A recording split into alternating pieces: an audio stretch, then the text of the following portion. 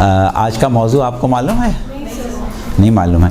اچھا، صورت یہ ہے کہ ماہ رجب بھی آنے والا ہے، اور ابھی آپ لوگوں نے ماہ جمادی الثانی میں بھی امام حسن مجتبیٰ علیہ السلام کا دسترخوان کیا ہے.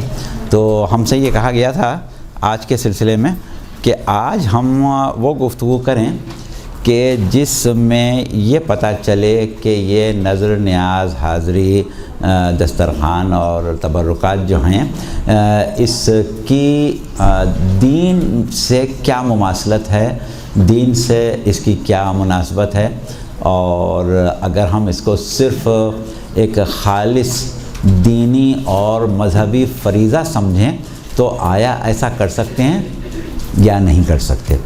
تو اس سلسلے میں موضوع کا اعلان آپ نے سن لیا. اب ہم گفتگو شروع کر رہے ہیں، اور گفتگو میں ہوگا یہ کہ ہم نے پورا مواد، کیونکہ اچھا خاصا ہے، بہت زیادہ مواد ہے. پہلے پروگرام تھا کہ دونوں اس کا آج کا جمعہ اور اگلے جمعہ میں ملا کے کریں، لیکن ہم نے کہا نہیں، اگلے جمعے کے لیے کچھ اور رکھ لیں، ہم آج ہی پورا کیے دیتے ہیں. تو اس میں یہ ہے کہ مواد زیادہ ہو گیا ہے، تو ہم کوشش یہ کریں گے کہ تقریر کی شکل میں نہیں بلکہ آپ کو پڑھ کے سناتے جائیں گے، مواد آپ تک پہنچ جائے گا. ٹھیک ہے؟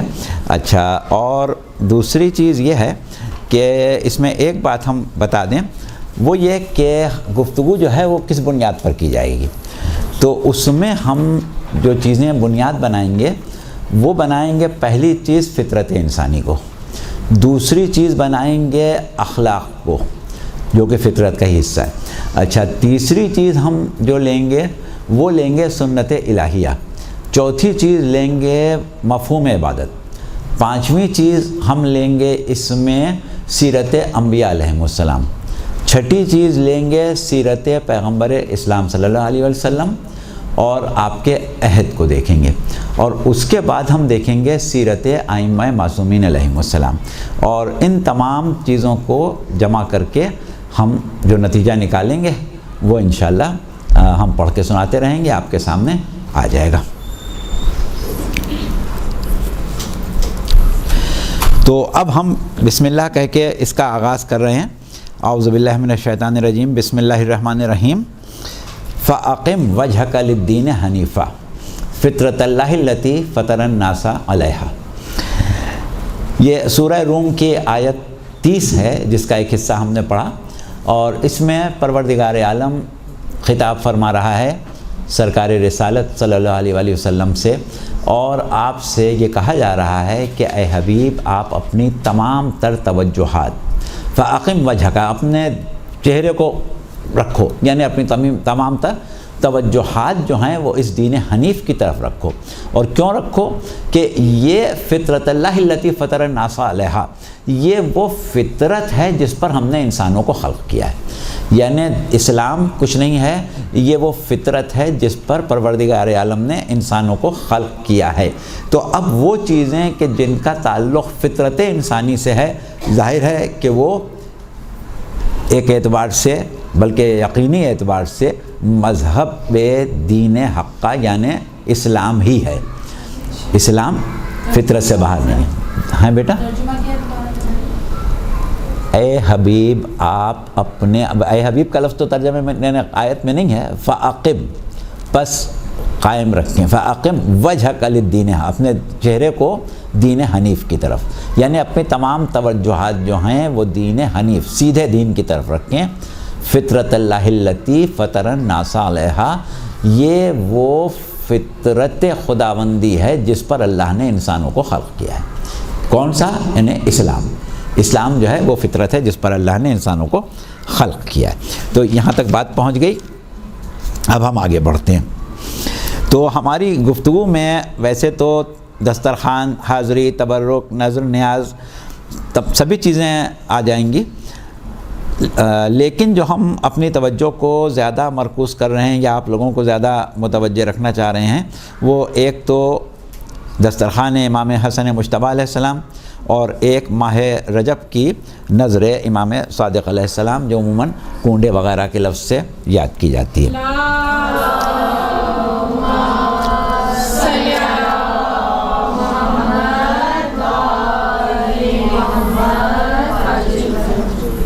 اچھا، ایک وضاحت ہم اور کر دیں کہ یہ جو ہم گفتگو کر رہے ہیں یہ پوری گفتگو اس بنیاد پر ہے کہ ہمارے مخاطب جو ہیں وہ شیعہ ہیں، یعنی ہم صرف شیعوں سے بات کر رہے ہیں، اس میں کوئی مناظرہ نہیں آئے گا، کوئی دوسرے مذہب کے سلسلے میں بات نہیں آئے گی، اور کوئی جتنی بھی باتیں ہوں گی وہ شیعہ منابع سے پیش کی جائیں گی، شیعہ ائمہ کی گفتگو ہوگی، شیعہ تاریخ کی گفتگو ہوگی، شیعہ حدیث کی گفتگو ہوگی، کوئی دوسرا اس سے ہمارا مقصد نہیں ہے، وہ صرف شیعوں سے ہی مخاطب ہے، تو اس لیے یہ مناظراتی رنگ نہیں ہوگا، خالص آپ لوگوں سے گفتگو ہوگی۔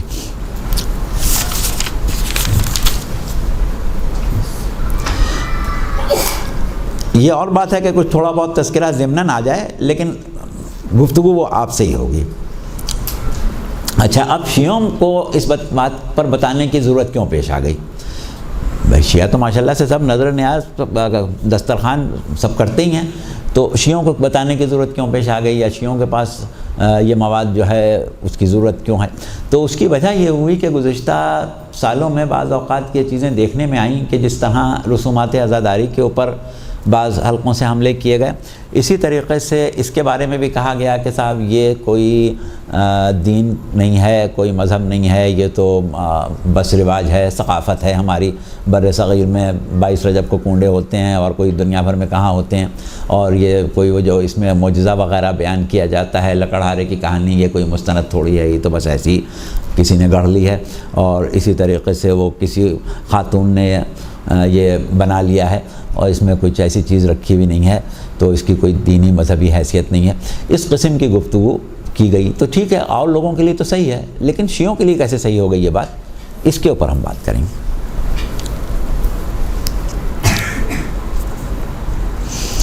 اس کے علاوہ بھی اگر کوئی اعتراض کیا جاتا ہے تو وہ ابھی تک ہمارے علم میں نہیں آیا ہے۔ تو اب دیکھیں، پہلی بات جو ہم نے کہی کہ ہم پہلے فطرت کے اوپر بات کریں گے، تو انسان کی فطرت جو ہے وہ دراصل دین اسلام ہی ہے۔ اب جو چیز فطرت سے میل کھائے وہ یقیناً اسلام سے میل کھائے گی، اسلام سے مماثلت رکھے گی، مناسبت رکھے گی۔ جس چیز کو فطرت سے لگاؤ نہ ہو، بہت سی چیزیں ایسی ہوتی ہیں جن کا مذہب سے واسطہ نہیں ہوتا، فطرت سے ہوتا ہے۔ جیسے مثال کے طور پر کوئی بھی مذہب ایسا نہیں ہے، یا لامذہبیت بھی ایسی نہیں ہے کہ جس میں انسان یہ کہتا ہو کہ جھوٹ بولنا اچھی بات ہے۔ کہیں مذہب میں ہو یا نہ ہو، فطرت انسانی میں تو ہے نا۔ کون کہتا ہے کہ دھوکہ دینا اچھی بات ہے؟ کون کہتا ہے کہ سچ بولنا بری بات ہے؟ کون کہتا ہے کہ ظلم کرنا اچھی بات ہے؟ کون کہتا ہے کہ انصاف اچھی چیز نہیں ہے؟ تو یہ وہ چیزیں ہیں جو فطرت میں ہیں، اور اسلام میں بھی۔ تو اسلام میں اس لیے ہیں کہ فطرت میں ہیں، تو بہرحال اس میں ضروری نہیں ہے کہ انسان جو ہے وہ کسی مذہب سے تعلق رکھتا ہو یا اسلام سے ہی تعلق رکھتا ہو۔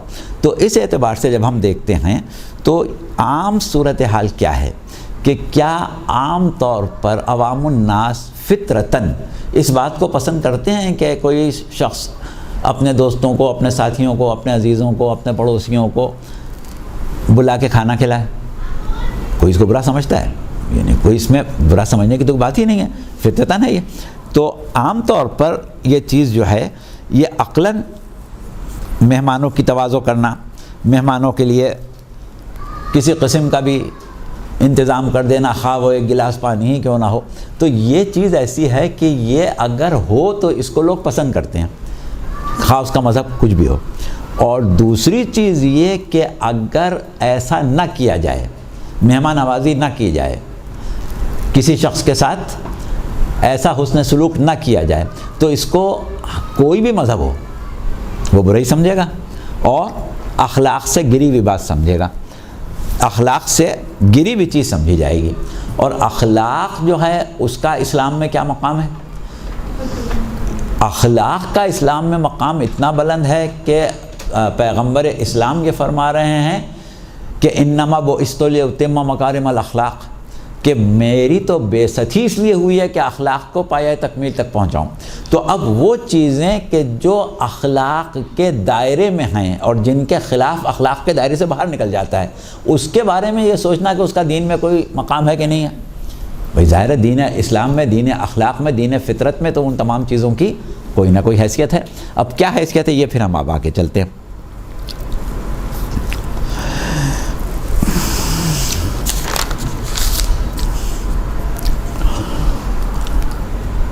اچھا اب دیکھیے ہمارے پاس یہ تو یہاں تک بات ہو گئی ایک ایسی کہ جس میں ہمیں مسلمان ہونے کی ضرورت نہیں ہے، ایک عام بات ہم کر رہے ہیں۔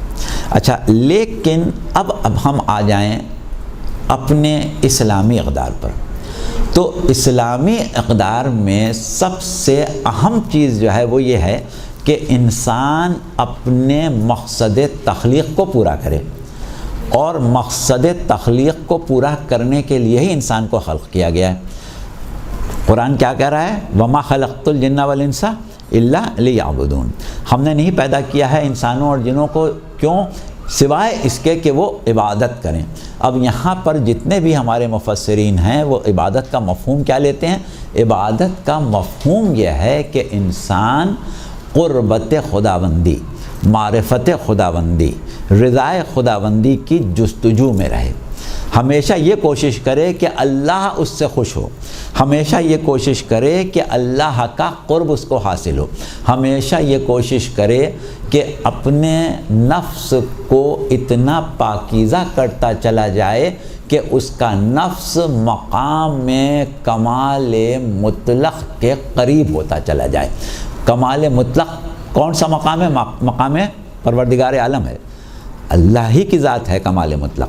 تو اب ہوتا کیا ہے کہ اگر ہم اپنے نفس میں کمال پیدا کرنا چاہتے ہیں تو ہمارا پورا دار و مدار کوشش کا، جد و جہد کا اس بات میں ہوتا ہے کہ نفس میں وہ پاکیزگی پیدا ہو کہ صفات الہیہ کے قریب پہنچ جائیں۔ صفات الہیہ کے قریب پہنچنے کا مطلب کیا؟ جیسے مثال کے طور پر اللہ رحمان و رحیم ہے، اگر ہم چاہیں کہ ہمارے نفس میں ظلم ہو اور ہم اللہ کے قریب ہو جائیں تو یہ ہو سکتا ہے؟ اللہ بخشنے والا مہربان ہے، اگر ہم وہ بخیل ہوں اور چاہیں کہ اللہ کے قریب ہو جائیں تو ہو سکتا ہے؟ اللہ عیبوں کا چھپانے والا ہے، ہم چاہیں کہ لوگوں کے عیب بیان کریں اور اللہ کے قریب ہو جائیں، یہ ہو سکتا ہے؟ اللہ مہربان ہے، اللہ شفیق ہے، اللہ کریم ہے، اللہ یہ چاہتا ہے کہ بندوں کی حاجتوں کو پورا کرے۔ تو اگر ہم کسی کی حاجت پوری کر سکتے ہوں اور نہ کریں تو اللہ کی قربت مل سکتی ہے۔ تو کیا بات ہے کہ ہمارے اندر جو مقصد خلقت ہے وہ تو یہی ہے کہ ہم کمال مطلق حاصل کریں، ہم قرب خداوندی حاصل کریں، ہم صفات الہیہ کا پرتو اپنے نفس میں پیدا کریں۔ تو اب پروردگار عالم جہاں رحمان ہے، جہاں رحیم ہے، جہاں کریم ہے، جہاں سخی ہے، وہاں اس کی صفات میں ایک صفت پروردگار عالم نے اعلان کیا۔ یہ ہم سورہ ہود کی آیت پڑھ رہے ہیں، وَمَا مِن دَابَّةٍ فِي الْأَرْضِ إِلَّا عَلَى اللَّهِ رِزْقُهَا۔ کیا مطلب ہوا؟ کہ زمین پر چلنے والا یعنی کوئی جاندار ایسا نہیں ہے کہ جس کے رزق کا اللہ نے ذمہ نہ لیا ہو۔ یہ ہے آپ کی، ہم نے کون سی ابھی آیت پڑھی، ابھی آپ کو بتا دیتے ہیں۔ تو یہ ہے سورہ ہود کی 6 آیت ہے۔ اس میں ہم اللہ نے اپنی ایک صفت بیان کی ہے، اور وہ یہ بیان کی ہے کہ اس نے اپنے اوپر واجب کر لیا ہے کہ وہ جاندار کہ جو محتاج غذا ہیں، جن کی بقائے حیات کے لیے انہیں غذا پانی یا رزق چاہیے ہے، تو ان کا رزق اللہ نے اپنے ذمے واجب کر لیا ہے، ان کو لازماً وہ رزق فراہم کرے گا۔ تو اب پروردگار عالم کی صفات میں ایک صفت یہ بھی ہے کہ وہ اپنے بندوں کو رزق فراہم کرتا ہے۔ اب اگر ہم اللہ کی صفت رزاقیت کا پرتو اپنے نفس میں پیدا کرنا چاہیں تو کیا ہمارا یہ فریضہ نہیں ہے کہ ہم راہ خدا میں قربتاً اللہ اور اللہ کی خوشنودی کے لیے بندگان خدا کو کھلائیں، بندگان خدا کو کی دعوت کریں، بندگان خدا تک رزق پہنچائیں؟ تو بندگان خدا کو رزق پہنچا کے ہم جو قربت خداوندی حاصل کر سکتے ہیں وہ روک کے نہیں کر سکتے۔ تو اس لحاظ سے بندگان خدا کو رزق پہنچانا ہمارا مقصد تخلیق بن جاتا ہے۔ اب اس کا ذریعہ کچھ بھی ہو، راستہ کچھ بھی ہو، طریقہ کچھ بھی ہو، ہم لوگوں کے گھروں میں جا کے پہنچائیں، ہم لوگوں کو بلا کے کھلائیں، ہم کوئی بھی طریقہ اختیار کریں، کسی بہانے سے بلائیں، کسی طریقے سے کریں، وہ خود آ جائے تو اس کی خاطر کریں. یعنی ہم یہ سوچیں کہ رزق جو ہے وہ اللہ کی امانت ہے اور اللہ کے بندوں کے لیے ہے. اگر ہمارے پاس ہے تو کسی نہ کسی بہانے ہم بندوں تک پہنچائیں اس کو. یہ ہمارا فریضہ ہے، یہ دینی فریضہ ہے. اس کو آپ یہ نہیں کہہ سکتے کہ یہ دین سے باہر ہے. یہ بالکل دین کے اندر، بلکہ حقیقی دین اور اصل دین ہے. اچھا، اب اس کے بعد یہ ہمارے لیے، اب ہم مختصراً نکات کو بیان کر رہے ہیں کیونکہ ایک ایک نقطے پر بہت سی گفتگو ہو سکتی ہے. کہ ہم نے یہ بیان کر دیا کہ فطرت انسانی ہے کہ لوگوں کو کھلائے، اخلاق کا تقاضا ہے کہ کھلائے، اور مقصد تخلیق جو ہے وہ اس میں مضمر ہے کہ انسان اپنے نفس کو اتنا پاک کرے کہ اس پر صفات الہیہ کا پرتو ظاہر ہو، اس کے عمل سے ظاہر ہو. تو اس اعتبار سے مہمان نوازی کرنا، لوگوں کو کھلانا پلانا، بلا کے کھلانا، لے جا کے کھلانا، یہ سب چیزیں جو ہیں وہ ایک عبادت کا حصہ ہیں. اب اور آپ آگے بڑھیے کہ دیکھیے انبیاء کے سنت کیا رہی ہے. انبیاء کی سنت پر اگر ہم بات کریں، آپ کو معلوم ہے کہ 1,24,000 انبیاء گزرے، اور اس کے بعد 1,24,000 کا تذکرہ قرآن میں نہیں ہے، لیکن کم از کم 50 کے لگ بھگ تو قرآن میں تذکرہ ہے، اور ان 50 کی سیرت بیان کرنا ایک کلاس میں ممکن نہیں ہے. لہٰذا ہم نے یہ طے کیا کہ ایک نبی کا انتخاب کریں جو کہ ابو الانبیاء ہے، انبیاء کا باپ ہے، اور پیغمبر اسلام صلی اللہ علیہ وآلہ وسلم کے بعد باقی تمام انبیاء میں جس کا مرتبہ سب سے زیادہ بلند ہے. اور تیسری چیز یہ ہے کہ سرکار رسالت کا جو سب سے قریبی تعلق ہے وہ اسی نبی سے ہے. کون سے نبی ہیں وہ؟ حضرت ابراہیم علیہ السلام.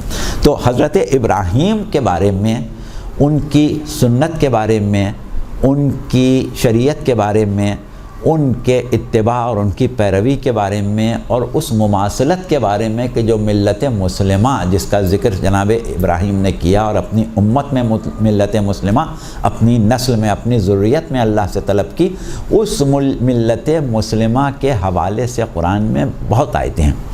لیکن ظاہر ہے کہ ساری آیتیں تو ہمیں نہیں پڑھنا ہے. ہم نے ایک آیت کا انتخاب کیا جس میں یہ بات واضح ہو جائے کہ جناب ابراہیم سے ملت مسلمہ کا اور خصوصاً پیغمبر اسلام صلی اللہ علیہ وآلہ وسلم کا ربط جو ہے وہ سب سے زیادہ ہے. اور یہ آیت ہم نے پڑھی، آل عمران پڑھیں گے، آل عمران کی آیت 68. اور اکثر مقامات ایسے آئیں گے جہاں ہم آیت صرف اتنی ہی پڑھیں گے جتنی ہمارے مطلب کی حد تک ہے. تو اب یہاں پر پروردگار عالم نے ارشاد فرمایا کہ اِنَّ أَوْلَى النَّاسِ بِإِبْرَاهِيمَ لَلَّذِينَ اتَّبَعُوهُ وَهَٰذَا النَّبِيُّ وَالَّذِينَ آمَنُوا وَاللَّهُ وَلِيُّ الْمُؤْمِنِينَ کہ بے شک سب لوگوں سے زیادہ ابراہیم کی پیروی کرنے والے،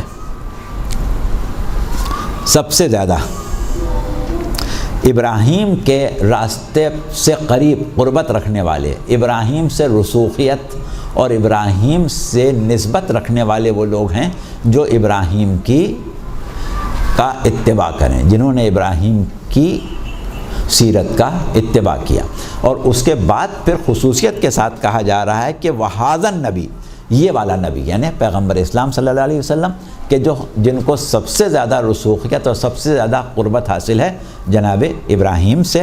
اور اس کے بعد کہا کہ مومنوں کو، اور پھر کہا کہ مومن جو ہیں ان کا ولی، ان کا سرپرست اللہ ہے. تو اب مومنوں کو اور پیغمبر اسلام صلی اللہ علیہ وآلہ وسلم کو، یعنی آپ کی امت کے مومنوں کو سب سے زیادہ قربت اور رسوخیت جس نبی سے ہے وہ جناب ابراہیم ہے. تو اب اگر ہمیں جناب ابراہیم کا اسوہ سمجھ میں آ جائے، جناب ابراہیم کی سیرت اور ان کے کردار میں ہمیں جو چیز ملے، اس کو ہمیں یہ سمجھ لینا چاہیے کہ وہ ہمارے لیے ایک مشعل راہ ہے. تو اب دیکھیے، ہم اگر حضرت ابراہیم کی تاریخ پڑھنا شروع کریں تو گفتگو بہت لمبی ہو جائے گی، لیکن کچھ تھوڑی سی گفتگو ان کی سیرت کے بارے میں جو تاریخوں میں ملتی ہے اس سے ہم ایک اقتباس پیش کریں گے۔ جناب ابراہیم کا جب ہم کردار دیکھتے ہیں تو اس میں جہاں اور بہت سی چیزیں جیسے زہد و تقوی، اللہ کی محبت اور بعض چیزیں بہت زیادہ اعلیٰ مقام پر نظر آتی ہیں، وہاں آپ کی تواضع کا عالم یہ تھا کہ آپ گھر میں کھانا تیار کرا کے گھر سے نکلتے تھے اور چوراہے پر کھڑے ہو جاتے تھے اور دیکھتے تھے کہ کون آ رہا ہے۔ جو شخص یا جو افراد ان کو ملتے تھے ان سے گفتگو کر کے انہیں کھانے کی دعوت دیتے تھے اور اپنے گھر لے آتے تھے اور گھر لا کے ان کو کھانا کھلاتے تھے یا سمجھے کھانے کی دعوت کرتے تھے۔ تو اب یہ جناب ابراہیم کا ہر روز تنہا کھانا نہ کھانا اور لوگوں کو بلا کے اپنے ساتھ کھانا کھلانا، یہ کیا بتا رہا ہے؟ کیا یہ ادا اللہ کو پسند نہیں ہوگی؟ کیا یہ بات اسوہ ابراہیمی میں ایک خاص اہمیت نہیں رکھتی ہوگی؟ اچھا، پھر اس کے بعد ممکن ہے کہ جناب ابراہیم کیونکہ اللہ کے برگزیدہ پیغمبر تھے، خلق خدا کی ہدایت ان کے ذمے تھی اور لوگوں کے امام تھے، یعنی ہر شخص کے امام تھے، وہاں تمام لوگ، کوئی خاص زمانے کے لوگوں کی بات نہیں، تو ظاہر ہے کہ ان کے لیے یہ ایک اچھا موقع ہوتا ہوگا کہ جب اجنبی ان کے گھر آ کے بیٹھتے ہوں گے اور ان کے ساتھ کھانا کھاتے ہوں گے تو انہیں ان کو پند و نصیحت کرنے کا اور دین حق کی طرف دعوت دینے کا بھی بہت اچھا موقع ملتا ہوگا۔ اگر ہم اس بات کو ہی بنیاد بنا لیں کہ جناب ابراہیم لوگوں کو دین حق کی تبلیغ کرنے کے لیے کھانا کھلاتے تھے تو یہ ایک پہلو اور نکل آئے گا کہ اگر ہم چاہیں کہ دین حق کی نشر و اشاعت ہمارے ذریعے سے ہو تو اس میں لوگوں کو کھانا کھلانا جو ہے وہ سنت انبیاء میں شامل ہو جائے گا۔ اچھا، اس کے بعد جناب ابراہیم کے بارے میں تاریخوں میں جو بات ملتی ہے وہ تو ہم نے آپ کو بیان کی کہ بہت زیادہ مہمان نواز تھے اور بغیر مہمان کے کبھی کھانا کھاتے ہی نہیں تھے۔ اور ایک بات ہمیں یہاں پر یاد آ گئی، ایک شاعر کا قطع یاد آ گیا کہ وہ ہمارے معاشرے کی عکاسی کر رہا ہے کہ ہمارے معاشرے میں بھی یہ بات بہرحال ایک ہے کہ ہم مہمان کو کھانا کھلانا یا مہمان کے ساتھ کھانا کھانا ایک اچھی بات سمجھتے ہیں۔ اب شاعر کا شکوہ یہ ہے کہ پہلے سمجھتے تھے اب نہیں سمجھتے، تو وہ یہ کہہ رہا ہے کہ ایک وقت وہ تھا جب میں یہی سوچتا تھا، ایک وقت وہ تھا جب میں یہی سوچتا تھا مہمان کوئی آ جائے تو کھانا کھاؤں، ایک وقت وہ تھا جب میں یہی سوچتا تھا مہمان کوئی آ جائے تو کھانا کھاؤں، اس وقت پر لعنت ہے کہ اب سوچتا ہوں، اس وقت پر لعنت ہے کہ اب سوچتا ہوں یہ شخص چلا جائے تو کھانا کھاؤں۔ تو دیکھیے فطرت انسانی یہ ہے کہ لوگوں کو کھلا کے کھانا جو ہے وہ انسان کو فطرتاً پسند ہے، اور نہ کھلانے کے اوپر لعنت بھیج رہا ہے، کوئی یہ مذہبی بات نہیں کر رہا ہے، وہ یہ صرف اخلاقی بات ہے۔ بارہ تو اب جناب ابراہیم کا جیسا کہ ہم نے کہا اس پر تاریخوں سے جو ہے وہ تو ہم نے آپ کو بتایا، لیکن اس کی جو مثال پیش کی گئی ہے وہ قرآن میں بھی پیش کی گئی ہے، اور قرآن میں کس زمانے میں جو مثال ہے اس سے بڑی چیزیں سامنے آتی ہیں۔ یعنی ہمارا طریقہ یہ ہوتا ہے کہ اگر کوئی اجنبی ہمارے گھر آ جائے جس کو ہم نہ پہچانتے ہوں تو ظاہر ہے کہ پہلے ہم اس سے پوچھتے ہیں کہ بھائی تم کون ہو، کس مقصد سے آئے ہو، کیا چاہتے ہو۔ اگر ہم اس کو جانتے ہیں تو بات اور ہے، نہیں جانتے تو کم سے کم جاننا چاہتے ہیں۔ لیکن جناب ابراہیم کا طریقہ کیا تھا؟ یہ سورہ ہود کی 69ویں آیت ہے، اس میں سے ہم پڑھ رہے ہیں وَلَقَدْ جَاءَتْ رُسُلَنَا بِالْبُشْرَى قَالُوا سَلَامًا قَالَ سَلَامٌ فَمَا لَبِثَ أَنْ جَاءَ بِعِجْلٍ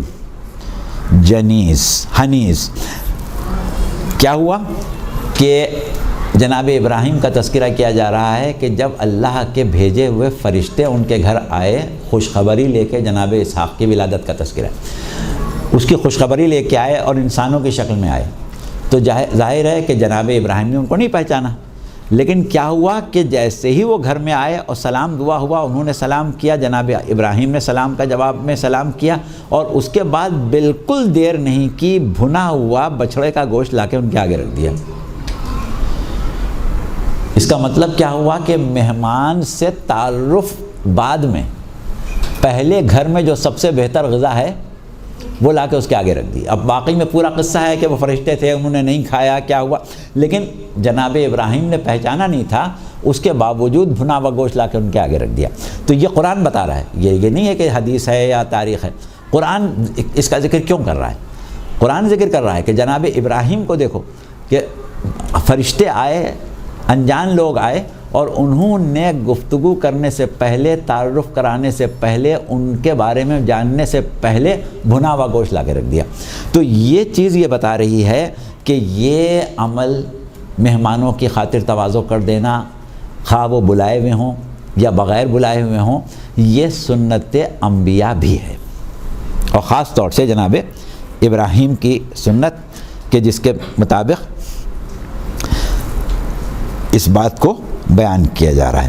اچھا، اب دیکھیے، یہ ہے سیرت جناب ابراہیم، اور جناب ابراہیم ایک ایسی ہستی ہیں، ایک ایسا مقام و مرتبہ رکھتے ہیں کہ پروردگار عالم نے ان کے بارے میں کیا کہا ہے کہ ان اللہ اصطفیٰ آدم و نوحً وعلی ابراہیم وعلی عمران علی العالمین، کہ بے شک اللہ نے مصطفیٰ کیا آدم کو، نوح کو، اور آل ابراہیم اور آل عمران کو تمام عالمین نے۔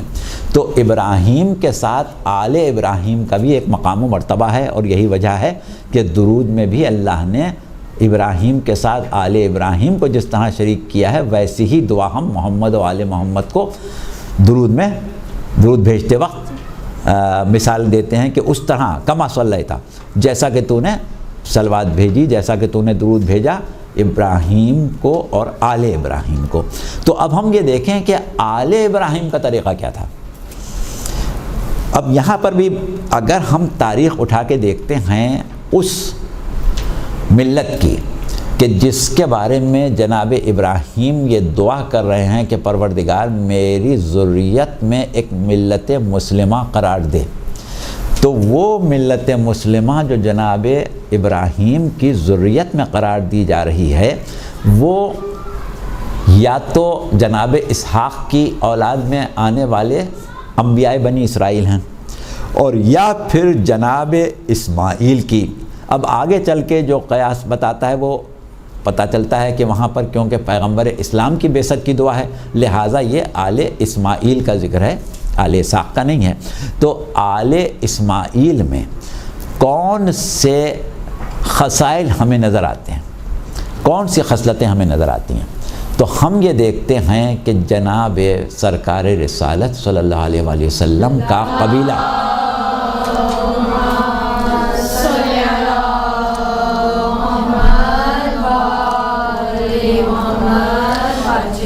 جس نام سے مشہور ہے وہ کیا ہے؟ قبیلہ بنو ہاشم۔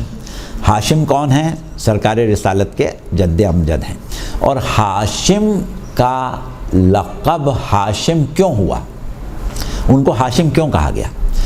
ان کو ہاشم اس لیے کہا گیا کہ وہ بڑے متواضع، بڑے مہمان نواز، بڑے خاطر تواضع کرنے والے تھے، اور ایک زمانے میں مکے میں قحط پڑا اور لوگ بھوک سے نڈھال ہونے لگے، تو جناب ہاشم سے نہیں دیکھا گیا۔ انہوں نے دور دراز علاقوں سے، خاص طور پر شام سے غذائی اجزاء منگوائیں، اور اہل عرب کا، اہل حجاز کا جو پسندیدہ کھانا، ان کی پسندیدہ غذا تھی وہ کیا تھی؟ شوربے میں بھیگی ہوئی روٹی۔ لہٰذا شوربے میں بھیگی ہوئی روٹیاں وہ قحط کے زمانے میں لوگوں کو کھلاتے تھے، جس کی وجہ سے ان کا نام ہاشم ہو گیا۔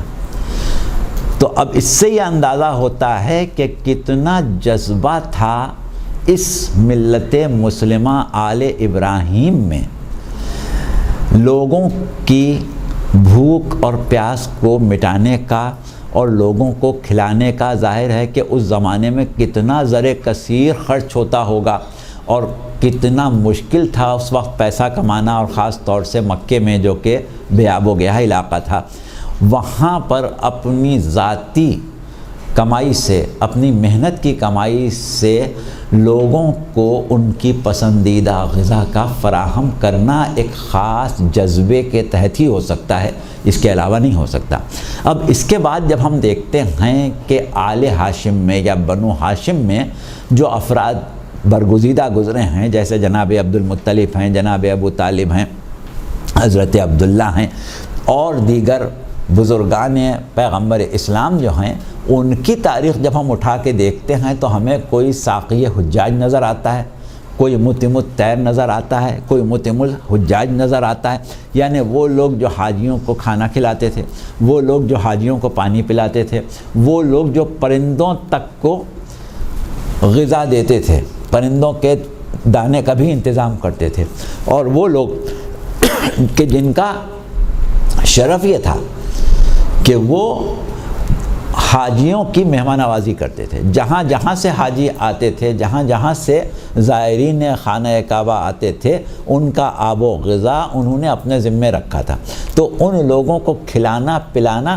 اب یہ چیز کیا ہو گئی؟ یہ سیرت آل ابراہیم اور سیرت آبائے پیغمبر اسلام ہوئی کہ جس میں لوگوں کو کھانا کھلانا، لوگوں کے غذا کا انتظام کرنا، لوگوں کے پانی کا انتظام کرنا ایک خاص عادت اور ایک خاص اہتمام اور ان کی ذات کا طرۂ امتیاز بن کے رہ گیا تھا۔ اس طرح ان لوگوں نے اس کام کو انجام دیا۔ اب یہاں تک ہونے کے بعد ہم اور آگے بڑھیں اور آ جائیں پیغمبر اسلام صلی اللہ علیہ وآلہ وسلم کی سنت کے اوپر۔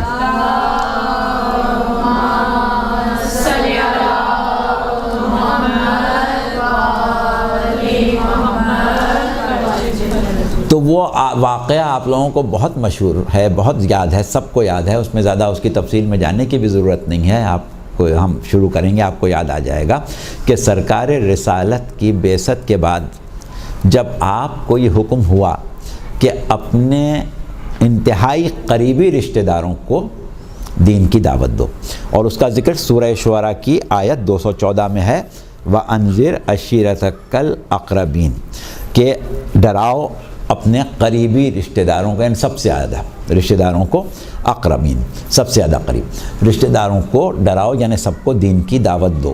تو اس وقت آپ نے کیا کیا تھا کہ جناب ابو طالب کے گھر میں ایک دعوت کا انتظام کیا تھا، کھانے کی دعوت، اور ان لوگوں کو مدعو کیا تھا کہ جن کے بارے میں تفسیر صافی میں لکھا ہے اور غالباً تفسیر قمی کے حوالے سے لکھا ہے کہ ایک ایک آدمی ایک ایک بکرا کھا جاتا تھا اور ایک ایک مشک پانی پی جاتا تھا۔ ظاہر ہے کہ اتنا کھانے والوں کو لوگ بلاتے ہوئے گھبراتے ہوں گے، تو آپ نے ایسے 40 افراد بلائے تھے جو ایک ایک بکرا کھا لیتے تھے، اور اس کے بعد ان کی غذا کا انتظام کیا۔ اب دیکھیں یہاں پر ایک اور پہلو نکل رہا ہے جو آج کے لیے ہم نے ابھی نہیں رکھا تھا، ضرورت پڑی تو وقت ہوا تو بیان کریں گے، کہ یہ جو کھلانا ہے لوگوں کو، اس کو اللہ نے اتنا پسند کیا ہے کہ اس میں برکت رکھی ہے، اس میں برکت رکھی ہے، اور وہ برکت جب بھرپور انداز میں ظاہر ہوگی تو ظاہر ہے کہ پیغمبر اسلام کے ہی دسترخوان پر ظاہر ہوگی، باقی کیا مومنین کیا جزوی طور پر ظاہر ہوگی۔ تو ہوا یہ کہ تھوڑا سا کھانا پکایا تھا اور اس میں اتنا کھانے والوں کا سب کا پیٹ بھر گیا، اور اس کے بعد بھی غذا بچ گئی، اور پھر اس دن رسول اللہ بات نہیں کر پائے، دوسرے دن بلایا تو دوسرے دن پھر کھانے کا انتظام کیا، تیسرے دن بلایا تو پھر کھانے کا انتظام کیا۔ یعنی یہ نہیں ہوا کہ بھائی کھانا تو کھلا چکے، اب بات سن لو، نہیں، بات سنانے سے پہلے کھانا کھلانا بہت ضروری سمجھا کہ پہلے سب کو کھانا کھلائیں گے، جتنوں کو بلائیں گے پہلے ان کو کھانا کھلائیں گے، جب وہ کھانے سے فارغ ہو جائیں گے تب ہم اپنی بات شروع کریں گے۔ تو اب یہ سنت رسول بن گئی نا۔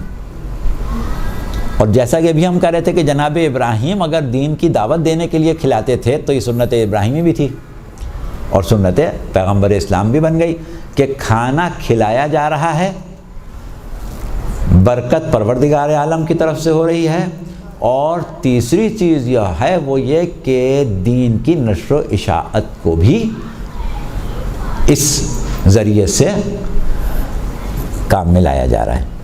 تو یہ ہے دعوت ذو العشیرہ جناب پیغمبر اسلام صلی اللہ علیہ وآلہ وسلم کی۔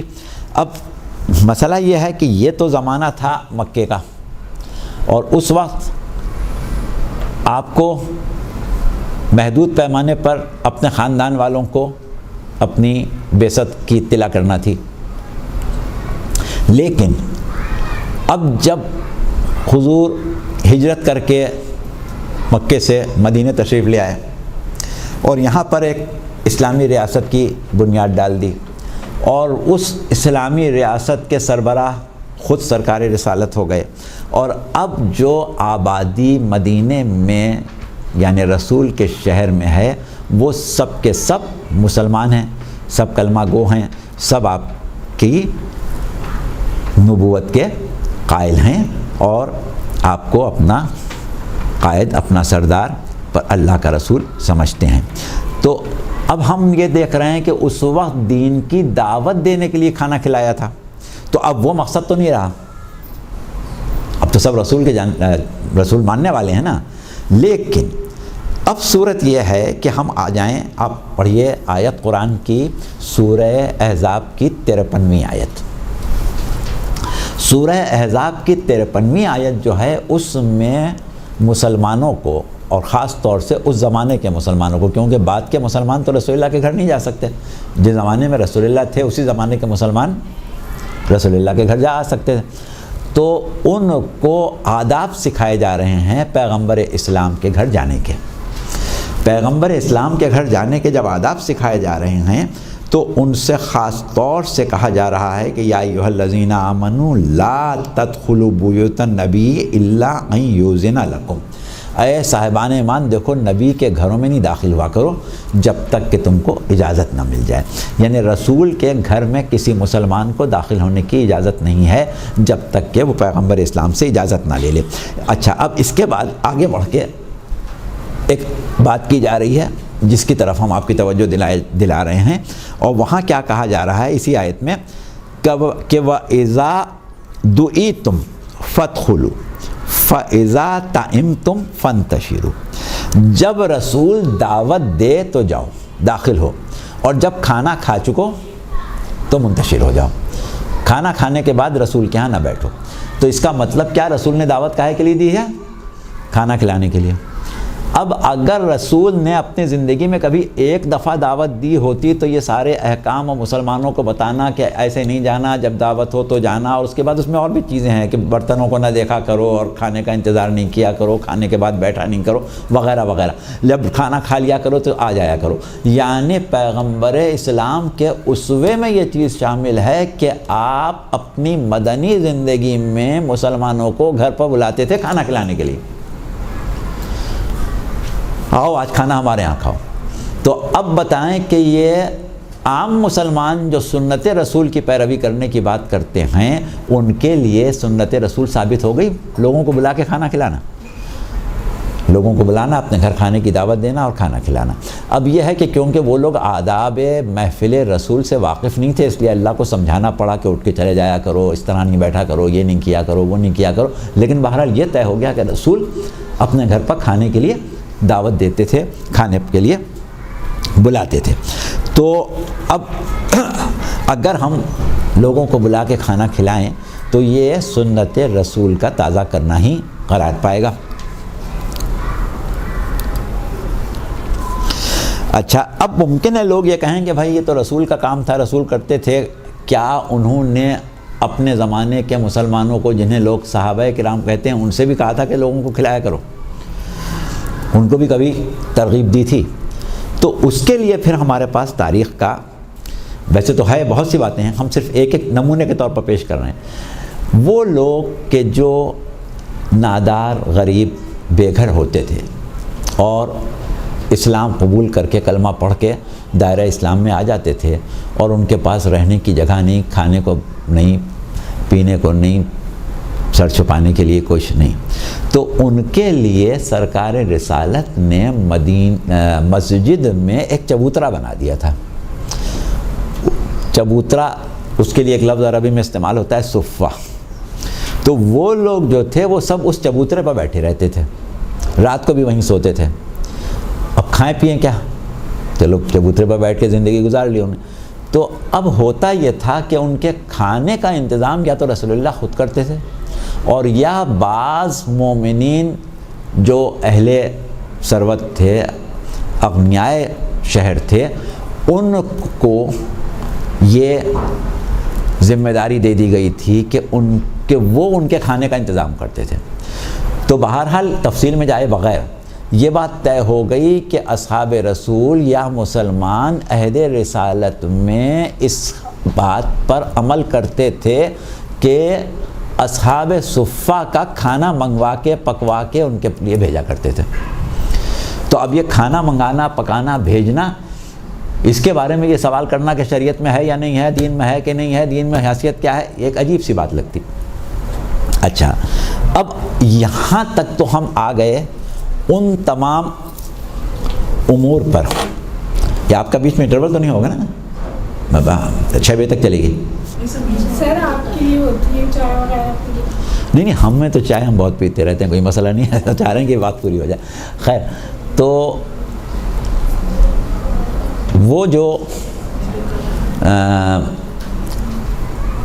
ایک چیز ہے کہ ہم سب سے زیادہ جس چیز کو اپنی زندگی میں بہت قریب سے دیکھتے ہیں اور بہت ہماری زندگی میں داخل ہیں، وہ اسوہ محمد و آل محمد ہی ہے۔ ٹھیک ہے، تو اب ہم آگے چلتے ہیں اور یہ دیکھتے ہیں کہ پیغمبر اسلام، ان کے زمانے کے مسلمان، ان سب کی تو باتیں ہم نے کر لی، لیکن اب تھوڑا سا ہم اس سے آگے بڑھیں کہ کیا قرآن میں ابھی کچھ اور کھلانے والوں کا ذکر ہے؟ کسی کی خاص صفات بیان کی جا رہی ہیں، کوئی خاص مدح سرائی ہے؟ تو آپ کے ذہن میں آتا ہے کوئی ایسا سورہ نازل ہوا ہے؟ سورہ دہر ہے نا۔ تو اب دیکھیے، آپ لوگوں کو یاد ہے تو ہم واپس چلتے ہیں سورہ دہر کی طرف، اور سورہ دہر ویسے تو آپ لوگ پڑھتی رہتی ہیں لہٰذا آپ کو زبانی بھی یاد ہوگا۔ ہم 7ویں آیت سے 11ویں آیت تک آپ کی توجہ دلا رہے ہیں، آپ پڑھ لیجئے گا۔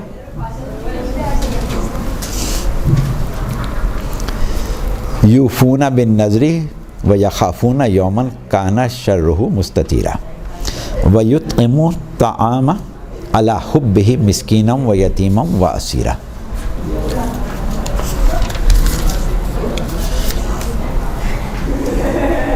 انما نطعمکم لوجہ اللہ لا نرید منکم جزاء ولا شکورا انا نخاف من ربنا یوما عبوسا قمطریرا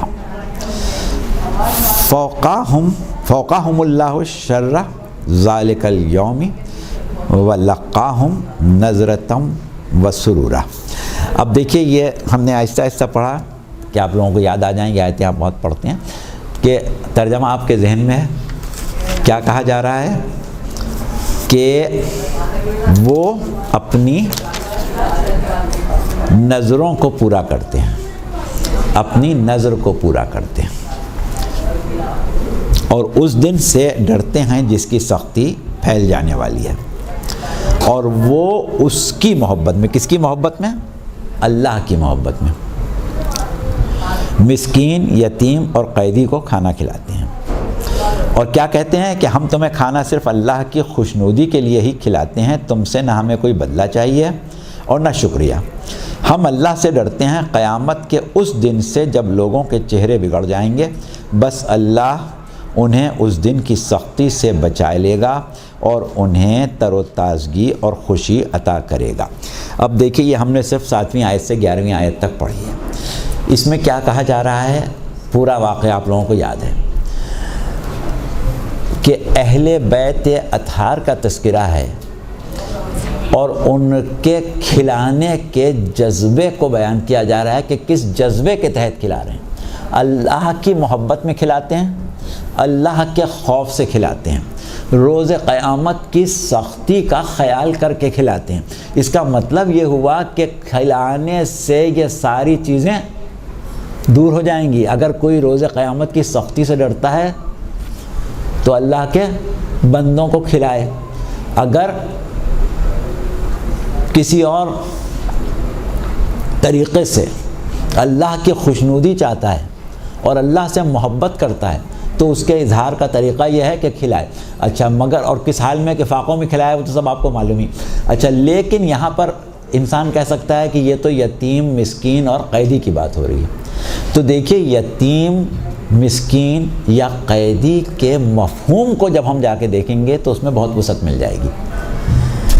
یعنی صرف محدود مفہوم نہیں ملے گا، اس کو ہمیں آگے چل کے بتاتے ہیں۔ یہ محدود مفہوم نہیں ہے بلکہ یہ واقعہ سورہ دہر کا جو قرآن میں بیان کیا گیا ہے یہ خانہ جناب سیدہ سلام اللہ علیہ پر ختم نہیں ہو گیا بلکہ نسل سیدہ میں، نسل رسول میں یہ کس طرح باقی رہا۔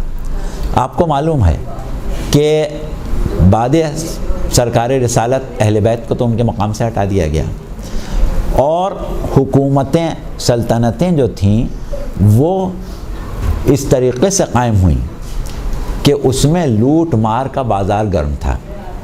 اپنے بہی خواہوں کو، اپنے وفاداروں کو، اپنے سر آپ چاہے کہ اچھا اپنے جو حامی تھے ان کو نوازا جاتا تھا اور جو اپنے مخالفین تھے ان کو اس طریقے سے رکھا جاتا تھا کہ ان کو زندگی گزارنا مشکل ہو جاتی تھی۔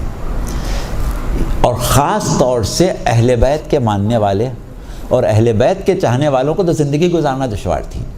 ان کے لیے ایسے اسباب مہیا کرنا کہ وہ 2 وقت کا کھانا پیٹ بھر کے کھا لیں نہیں ہوتا تھا، ان کا زندہ نہیں رکھا جاتا تھا، ان کو زندانوں میں رکھا جاتا تھا۔ اب اہل بیت کے چاہنے والے کہاں ہوتے تھے؟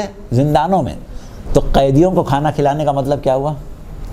اہل بیت کے چاہنے والے جن کا سرپرست امام ہے ان کو امام سے جدا کر دیا گیا، کون ہوئے؟ یتیم ہوئے۔ اہل بیت کے چاہنے والے اس زمانے کے جن کو آب و غذا سے، ضروریات زندگی سے محروم کر دیا گیا، کون ہوئے؟ یتیم ہوئے۔ ان سب کے لیے عزت کے ساتھ کھلانے کا انتظام، عزت کے ساتھ ان کا پیٹ بھرنے کا انتظام اسی گھرانے کی طرف سے ہوا۔ اور وہ جو آپ ابھی دسترخوان کر کے آئی ہیں امام حسن مجتبیٰ کا دسترخوان، یہ دسترخوان کیا تھا؟ یہ ان لوگوں کے عزت نفس کا دفاع کرنا تھا کہ جن کو اگر گھر میں خیرات دے دی جائے یا ان کو جا کے دے دیا جائے کہ لو کھا لو تو ان کی عزت نفس مجروح ہو، لہٰذا ان کی عزت بھی باقی رہ جائے، ان کے پیٹ بھی بھر جائے۔ امام حسن مجتبیٰ علیہ السلام بڑے بڑے دسترخوان بچھا کے لوگوں کو دعوت دیتے تھے اور لوگوں کو کھانا کھلاتے تھے۔ تو یہ امام حسن کا دسترخوان اس اعتبار سے اتنا متبرک دسترخوان ہے کہ ہم ابھی اگر موقع ہوگا تو اس پر بات کریں گے کہ کشادگی رزق اور روزی روزگار میں اضافے کے لیے دسترخوان امام حسن کا اہتمام کرنا یا وہاں دعا کرنا یہ ایک بہت ہی مجرب چیز ہے۔ بہرحال اب یہاں امام حسن دسترخوان پر ہم گفتگو چھوڑ رہے ہیں، اب آگے انشاءاللہ آ کے اس کے آگے بات کریں گے۔ اچھا تو دوبارہ شروع کرتے ہیں۔ بسم اللہ الرحمن الرحیم۔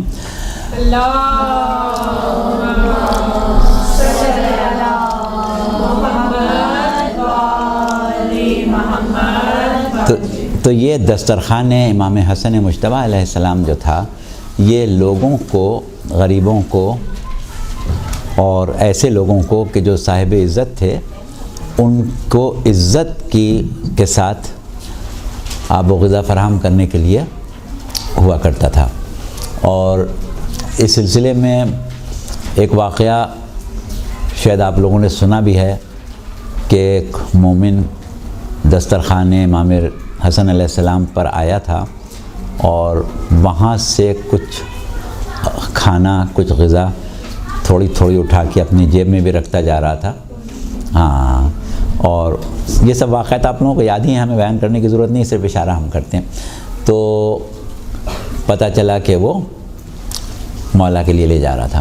خیر، تو کہنے کا مقصد یہ کہ ان ہستیوں نے اپنی زندگی اس طرح گزاری اور لوگوں کو کھلایا۔ جب امیر المومنین علیہ السلام کو دفن کر کے امام حسن اور امام حسین واپس آ رہے تھے تو آپ نے وہ روایات سنی ہے کہ کتنے لوگ ایسے تھے جو کہہ رہے تھے کہ 3 دن سے ہمیں کھانا نہیں ملا۔ تو اب یہ جو ہے ہماری وابستگی ان ہستیوں سے جتنی زیادہ ہے، یہی وجہ ہے کہ آپ دیکھیں کہ ان چیزوں کا رواج ہمارے یہاں ہے اور کہیں نہیں ہے یہ رواج۔ اور اس کی وجہ کیا ہے کہ جب ہم نے دیکھا کہ ان ہستیوں نے کس طرح کھلایا۔ اب یہ امام حسن کی دسترخوان کی بات آپ نے سن لی۔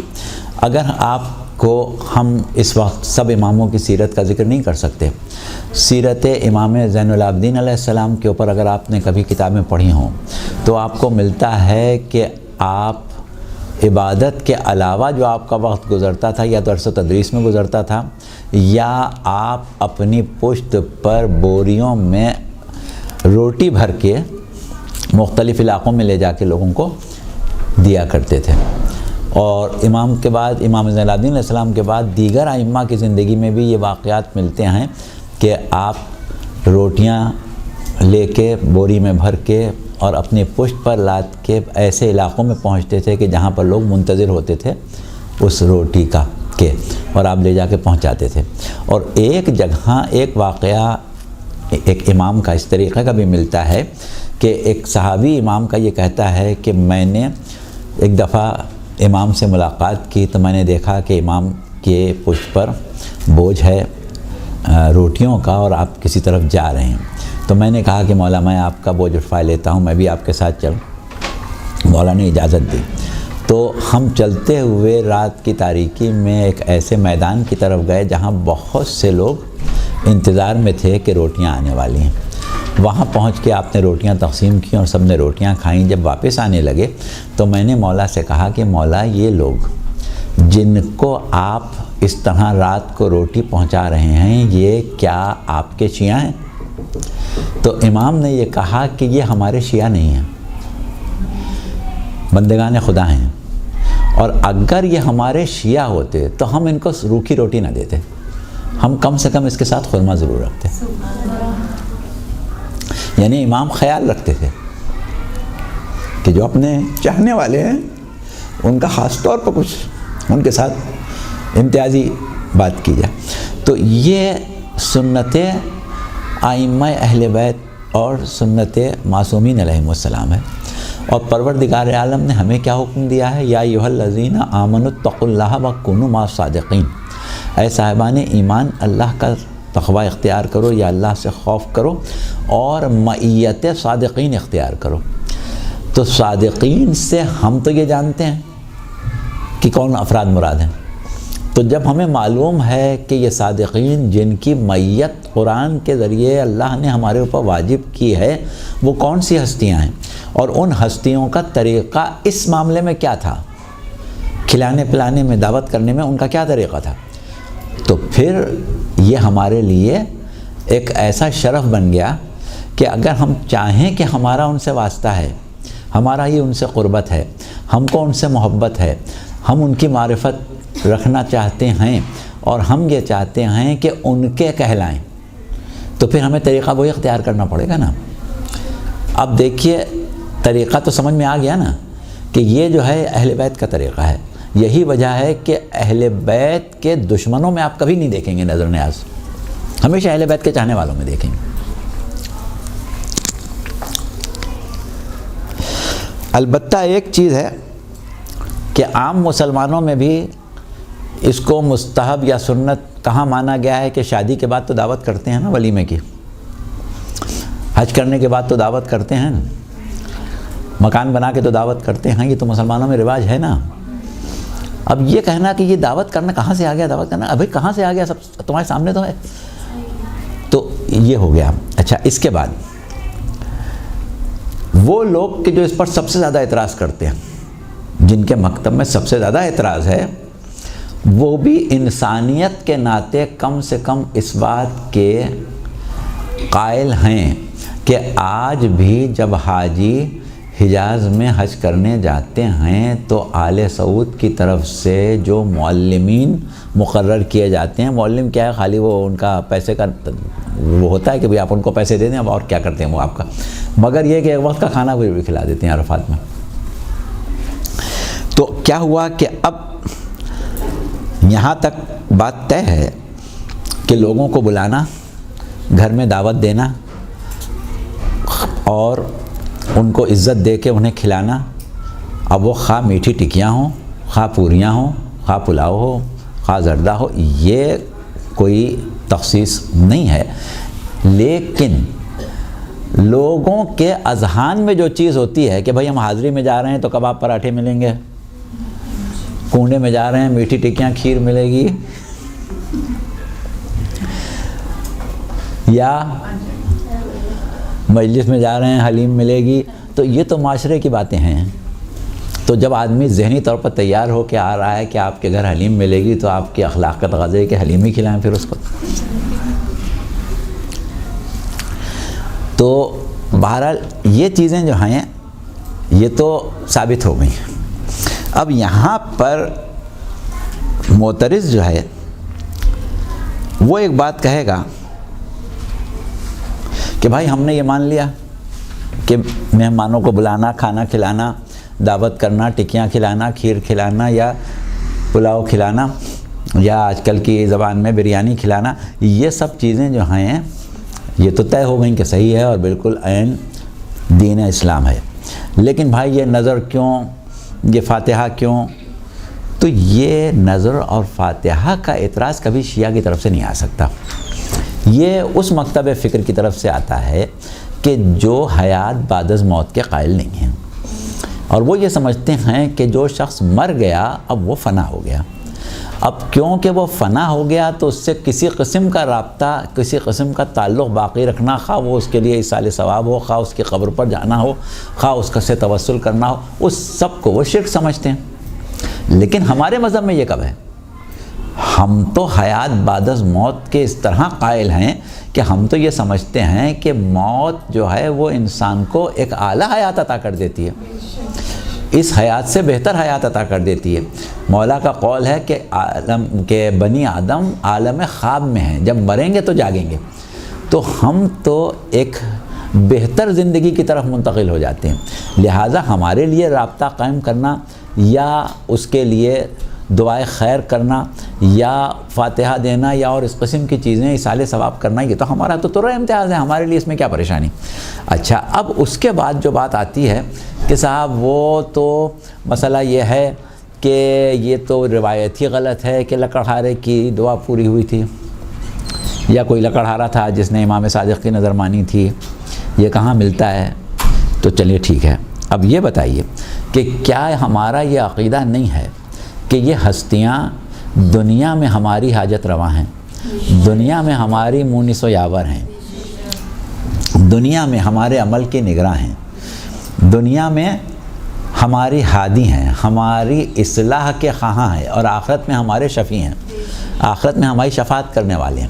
تو جب ہم یہ عقیدہ رکھتے ہیں کہ یہ ہمارے مونس و یاور ہیں، یہ ہمارے مشکل کشا ہیں، یہ ہمارے ہر دکھ درد میں کام آنے والے ہیں، اور ہم ان کے ہیں، ان کے ہو کے جینا چاہتے ہیں، تو ہمارے گھر میں اگر دعوت ہے تو اس دعوت کو ہم کسی امام سے منسوب کر دیں، رسول سے منسوب کر دیں، بجائے اس کے کہ یہ کہیں کہ میرے گھر میں کھانا کھانے آنا، یہ کہیں میرے گھر میں امام صادق کی نظر کھانا، یعنی آنے والے پر یہ احسان بھی نہیں کہ ہم کھلا رہے ہیں، وہ تو مولا کے دسترخوان پر آ رہا ہے۔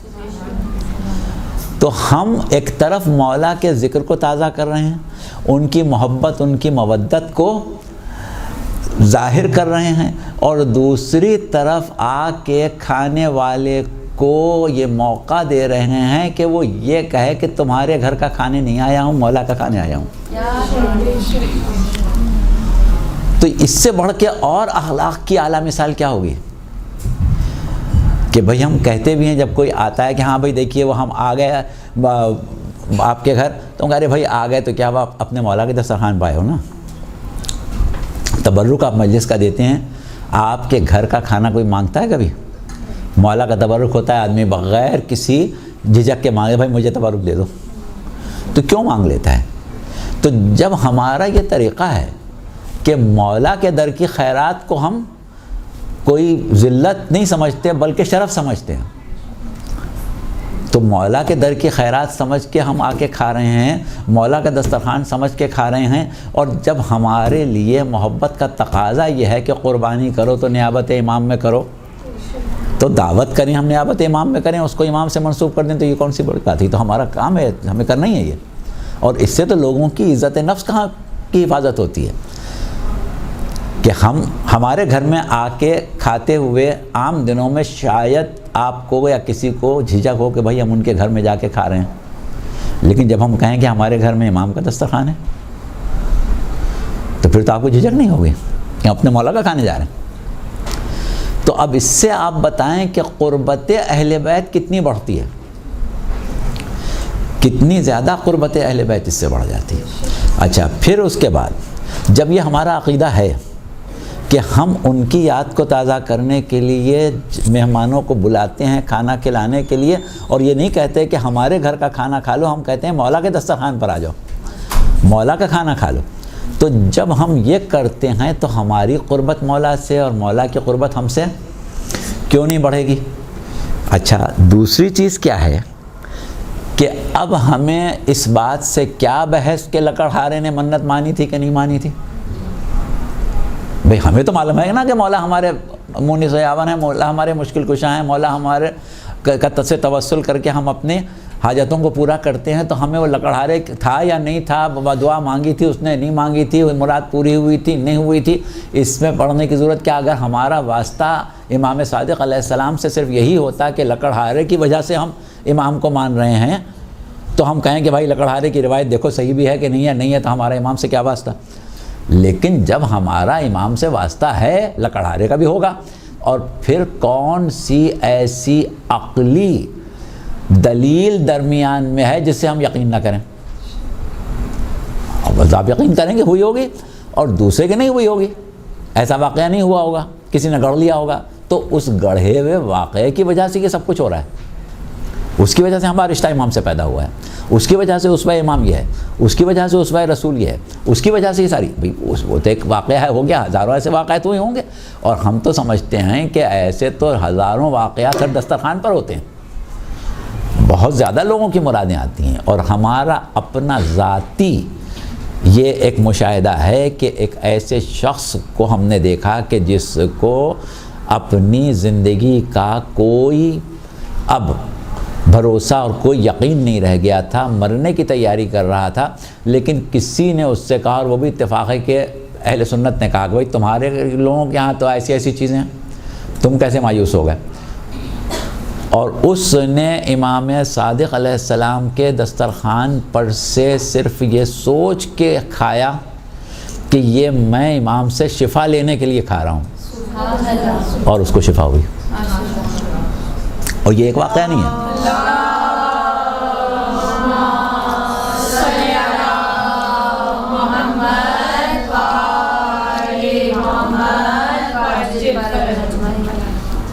تو اب بات یہ ہے کہ اگر کوئی یہ کہہ رہا ہے کہ صاحب وہ واقعہ تو درست نہیں تھا، وہ تو یہ تھا، وہ تو وہ تھا، تو مسئلہ یہی ہے کہ اگر وہ واقعہ درست تھا یا نہیں تھا، ہمارا تعلق امام سے صرف اس واقعے کی وجہ سے ہے۔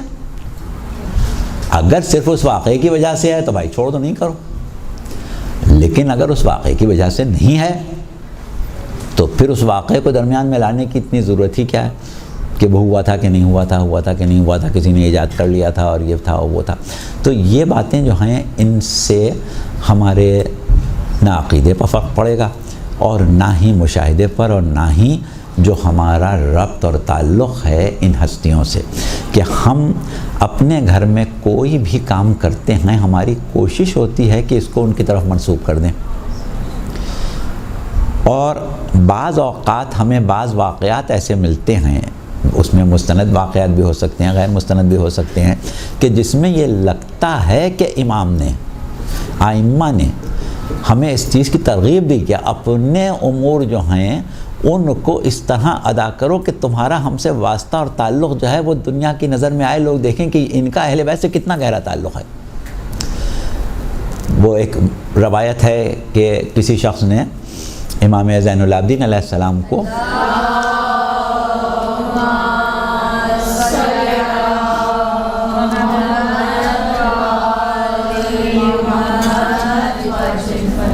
شادی میں اپنے بیٹے کی یا بیٹی کی مدعو کیا تھا، تو آپ نے اس سے یہ کہا تھا کہ تم اپنے گھر میں میرے بابا کی مجلس کرو تو میں آؤں گا۔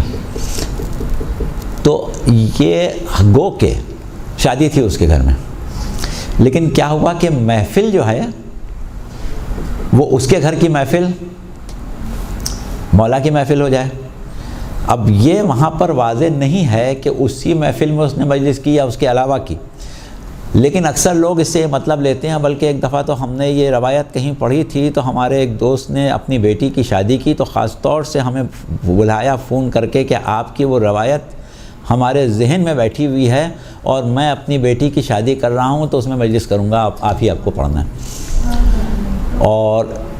اور بعض مومنین نے ہم سے خاص طور سے کہہ کے بلوایا کہ ہمارے بیٹے کی شادی ہو رہی ہے اور ہم چاہتے ہیں کہ یہ روایت قائم رہے کہ ہم شادی بغیر مجلس کے نہ کریں۔ تو جب ہم شادی بغیر مجلس کے نہیں کر رہے ہیں تو دعوت بغیر نظر کے کیوں کریں؟ تو نظر دے کے دعوت کریں گے، تو اس میں کون سی ایسی بات ہے؟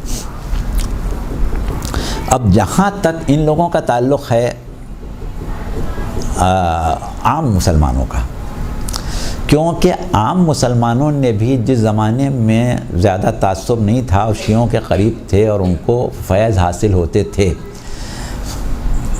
عزاداری سے فیض حاصل ہوتے تھے، ان کی مرادیں آتی تھیں، علم بمریت مراد آ رہی ہے اور مختلف عزاداری کے لوازمات پر تعزیوں پر مرادیں آ رہی ہیں، تو اس زمانے میں ان کی مرادیں دسترخوانوں پر بھی آتی تھیں۔ تو لہٰذا بر صغیر میں عام مسلمان غیر شیعہ میں بھی بڑا اہتمام ہوتا تھا ماہ رجب کے نظر کا اور پھولوں کا، لیکن وہ افراد کہ جو اہل بیت کی کسی قسم کی بھی یاد قائم ہونا اس کو دیکھنا نہیں چاہتے ہیں، ان کے لیے یہ مشکل تھا کہ شیعوں کو روکیں، ان کے لیے آسان تھا کہ سنیوں کو روکیں۔ لہٰذا پہلا کام جو انہوں نے کیا وہ یہ کہنا شروع کیا کہ بھائی تو شیعوں کا کام ہے، تم کیوں کر رہے ہو؟ لیکن جب اس کا دیکھا کہ کوئی خاطر خواہ اثر نہیں ہوا، تو ایک مسئلہ ہے اہل سنت کا کہ کیا چیز سنت ہے کیا بدعت ہے، کیونکہ ان کا نظریہ جو ہے، اب یہ پھر بہت لمبی گفتگو چھڑ جائے گی، خیر ہم احتیاطاً بتا دیں آپ کو تھوڑا سا کہ جب اسلام کے ابتدائی ایام تھے، آل محمد سے دنیا کو دور کر دیا گیا تھا، تو مسلمان بہت سے نظریوں کا شکار ہو گئے جو غیر قوموں سے آئے، اور بنو امیہ کے عہد میں عالم اسلام میں بہت فرقے بنے، جبریہ فرقہ بنا، مرجیہ فرقہ بنا، تفضیلیہ فرقہ بنا، خدا جانے کتنے فرقے بنے، 50 فرقے بنے۔ اس کے بعد جب بنی عباس کی حکومت آئی تو بنو عباس کا سرکاری مذہب جو تھا وہ معتزلہ تھا، یعنی وہ دین کو اس طریقے سے سمجھ رہے تھے، یعنی دین کو لینے کے لیے انہوں نے جو بنیاد بنائی تھی وہ عقل بنائی تھی کہ عقل کے ذریعے دین لیا جائے، اور یہ مذہب جو تھا اس کا بانی ایک شخص تھا جس کا نام تھا واصل ابن عطا۔ یہ حضرت محمد حنفیہ کے ایک بیٹے تھے ہاشم، ان کا شاگرد تھا، اور اس نے منحرف ہو کے ایک نظریہ قائم کیا تھا، معتزلہ نظریہ، اور بنو عباس کے بادشاہ جو تھے وہ سب معتزلہ تھے، اور خاص طور سے منصور دوانقی اور مامون رشید تو اس مذہب کے بہت بڑے عالم بھی تھے، تو ان کے زمانے میں یہ معتزلہ مذہب چلتا تھا۔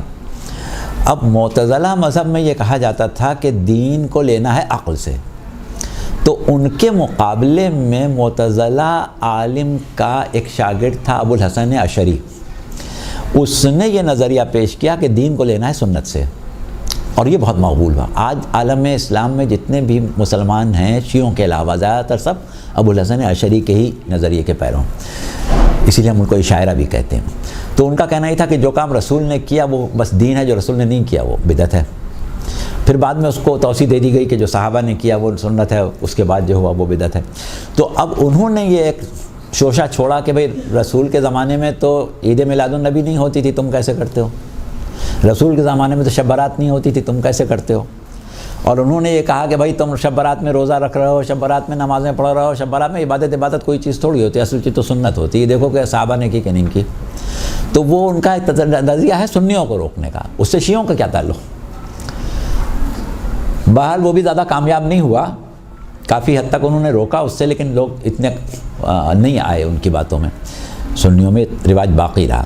تو پھر انہوں نے ایک اور نیا شوشہ چھوڑا اور یہ کہا کہ صاحب یہ 22 رجب تو مرگ معاویہ ہے، معاویہ کی موت کا دن ہے۔ اب وہ محبت لوگوں کے دلوں میں بیٹھی ہوئی تھی، اس نے کافی کام کیا، حالانکہ یہ بھی غلط ہے، 22 رجب اس کے مرنے کی تاریخ نہیں ہے۔ اب مشکل یہ ہے کہ ہمارے مومنین بھی سمجھنے لگے کہ یہی ہے، اور آپس میں ایک دوسرے کو واٹس ایپ پر میسج دے رہے ہیں کہ مرگ معاویہ۔ ارے معاویہ اس دن کہاں مرا ہے؟ وہ تو پہلی محرم کو کسی کو مار دیا، کسی کو 22 رجب کو مار دیا، تو وہ تو مصلحتیں ہیں، اور مارنے والے کون ہیں؟ وہ کہ جو کسی مرے ہوئے کی یاد منانے کے وہ ہے ہی نہیں، رواداری نہیں، کہ جب تم مرے ہوئے کی یاد منانے کے رواداری نہیں ہو، کس دن میں مر گیا ہو، کیا فرق پڑتا ہے؟ لیکن یہ کہ اب یہ سب تو وہ ہوتے ہیں شیطانی حربے اور تکڑم بازیاں ہوتی ہیں۔ تو بہرحال اس سے سنیوں پر اثر پڑا ہے، بہت کافی پڑا، بہت سے لوگوں نے اس سے دوری اختیار کی، لیکن یہ کہ باقی چیزوں سے نہیں پڑا تھا۔ اب اس کے بعد جو اور امور ہیں وہ یہ ہیں کہ ہم ان چیزوں کو قربتاً اللہ اگر ادا کرتے ہیں تو سمجھیں اپنے مقصد حیات کو پا رہے ہیں، کوئی اس میں ایسی بری چیز نہیں ہے۔ اور پھر جو اس کی برکتیں ہیں اس سے ہم سے زیادہ کون واقف ہے؟ آپ دیکھیں کہ ایک اعتراض یہ کیا جا رہا ہے کہ صاحب یہ تو بر صغیر کا طریقہ ہے، ہم نے کہیں اور نہیں دیکھا۔ یہ بالکل غلط ہے۔ 22 رجب کو نہیں دیکھا ہوگا، لیکن ان کے نام پر ان کی نظر کا، ان کی حاضری کا کھلانا، ایران میں آپ لوگ جا چکے ہیں، زیارتیں کرتے ہیں، آپ کو معلوم ہے امام رضا علیہ السلام کے روضے کے اوپر کیا کھانا نہیں کھلایا جاتا؟ کوئی تاریخ دیکھی جاتی ہے؟ جب زائر پہنچتا ہے کھلایا جاتا ہے۔ اسی طریقے سے آپ عراق جائیں، سامرے جائیں، امام 11ویں اور 10ویں امام کے روضوں کے اوپر کھانا نہیں کھلایا جاتا، یا اور روضوں پر۔ حد یہ کہ اب تو دنیا حیران ہے کہ 40 میں کس طریقے سے نظر و نیاز کھلائی جاتی ہے، کس قدر کھلائی جاتی ہے۔ تو یہ سب کھلایا جانا، کہنا کہ بر صغیر میں، اب بر صغیر میں اگر 22 رجب کوئی تاریخ مشہور ہوئی ہے، وہاں کی ثقافت کا اس سے تعلق ہے، یا وہاں کی تاریخ سے کوئی تعلق ہے، تو ایران میں کوئی اور تاریخ صحیح ہے، عراق میں کوئی اور تاریخ صحیح، شام میں کوئی اور تاریخ صحیح، تاریخ سے کیا فرق پڑتا ہے؟